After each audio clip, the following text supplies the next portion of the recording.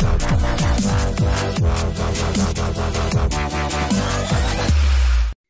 K-employees, I'm Neil and welcome back to my YouTube channel. And today's video ay di-discuss po natin ang trabaho ng isang pharmacy assistant. Kaya kung ito yung gusto mong maging trabaho, stay tuned. Halos 7 years na ako nagtrabaho sa pharmacy. Kaya mabibigyan ko po kayo talaga ng idea at actual na trabaho na ginagawa ng isang PA o ng isang pharmacy assistant. Unahin natin yung qualification. Yung ibang pharmacy o butika, ang nire-required po talaga nila is 4 years grad. Yung iba naman, kailangan din nila ng NC2 or NC3 ng Certificate of Pharmacy Services. Yung iba naman po kahit college, 2 years, okay na. Yung iba naman is college level, ay tinatanggap nila or hina-hired na po nila. Depende po sa butika na gusto nyo pong applyan. Once na na-hired ka na, ang kailangan mong unahin is alamin kung saan nakapwesto yung mga gamot. Okay? Kasi possible na mangyari na merong customer na bumili sa inyo. Tapos, hinahanap-hanap mo yung gamot na yon, wala naman pala yung stock na ganun. So, isang araw na yung lumilipas, no? Naghihintay lang si customer doon. In the end, wala ka palang maibibigay sa kanya. Meron pa naman mga customer na isang minuto pa lang naghihintay, umuusok na agad yung ilong at saka tenga. So, umpisang araw mo pa lang, bembangan na kaagad. So, make sure na kahit na unang araw mo pa lang or isang linggo ka pa lang, so alamin mo na kaagad yung mga pwesto ng gamot. Kung meron ka mang kasama, itanong mo na kaagad. So, yun. Okay. Kahit first day mo pa lang, may encounter mo na kaagad to. No? Pagbasa ng reseta. Lalo na kung nag-break si pharmacist, no? So, mahihirapan kang basahin yung reseta. So, kung hindi mo talaga siya mabasa, kailangan sabihin mo dun sa kasama mo, o di naman kaya sabihin mo na lang na, ano po bang gamot ito? Kasi, syempre, baka alam naman ni customer yun, di ba? So, sa kanya mo na tanungin.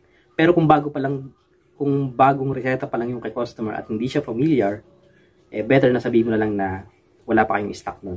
Kaysa magkamali ka ng pag-dispense ng gamot. So, mas malala pa. Babalikan ka talaga ni customer at magbebembangan na naman kayo. So, nakakadalawa ka na. So, yan. So, pangatlo, may mga pumupunta sa inyo, mga ahente, medrep, no, yung mga nagbebenta ng gamot. Okay, so, paano mo siya i-entertain? No? Kung halimbawa, wala pa si pharmacist, nag-break ulit, no? Nag-break ulit si pharmacist, so wala siya. Tapos wala kang kasama. So may dumating na ahente. So paano ka magre-respond sa kanya? Siyempre, alam mo naman yung mga ahenteng yan. Maganda to, okay to, mura to. Pero yung pala, meron pa palang mas mura. No? So, kunin mo na lang muna yung price list. Tapos yung pangalan ni ahente, number, tapos yung terms niya, no? Paano ba siya binabayaran? After 1 week ba? Or kailangan ba cash on delivery? At saka, ano ba yung mode of payment niya? Tumatanggap ba sila ng cheque? Or gusto lang ba nila is cash? And then, alamin mo rin kung may mga, kung sakali na na-BO or na-expire yung gamot, kung kailan dapat isole, before 2 months ba, or kailangan expire na talaga yung gamot bago nyo isole. So, yung mga yun. So, kahit bago ka pa lang, tapos pinakita mo na agad kay pharmacist na gano'n, matutuwa yun sa'yo.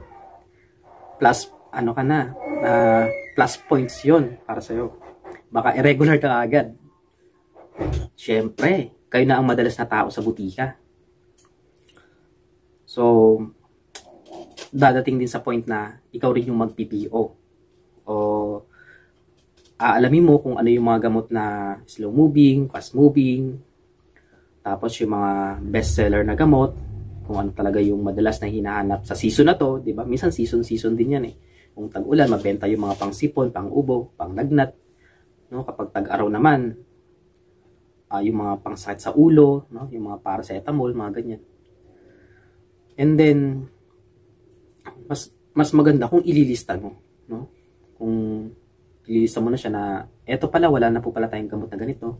Si customer na napakabait at hindi ko nakakabembangan ay naghahanap ng ganitong gamot, hanggang ngayon po, nakakailang balik na wala pa rin po tayong stock. So, yung mga ganun. Matutuwa na naman sa'yo si pharmacist. Talagang kahit 1 week ka pa lang, baka irregular ka na talaga.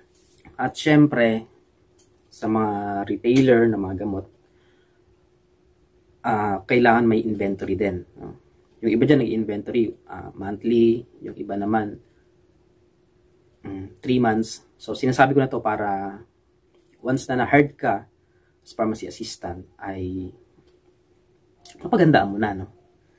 So, inventory na mga mula sa supplier, no? Supplier ng mga gamot, tapos yung mga stock nila. So, yun. So, yun yung mga may encounter mo sa trabaho as PE. At eto, yung customer needs, no? So, sa pakikipag-usap kay customer, so, paano mo ba siya kausapin, no?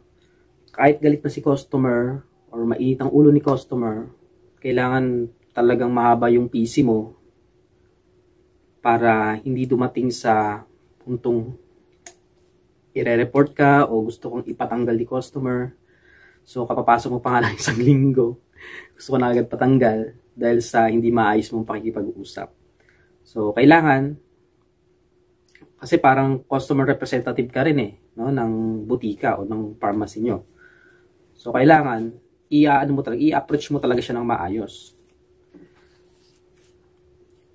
Kailangan maibigay mo yung hinahanap ni customer. Hindi man yung gamot, pero yung maayos na pakikipag-usap. No, yung magandang pakikipag-usap sa kanya. Pag naibigay mo yan, matutuwa si customer at sigurado na babalik siya sa inyo. So, tataas yung sales nyo. So, mare-regular ka na talaga. Sure na yan. Sure.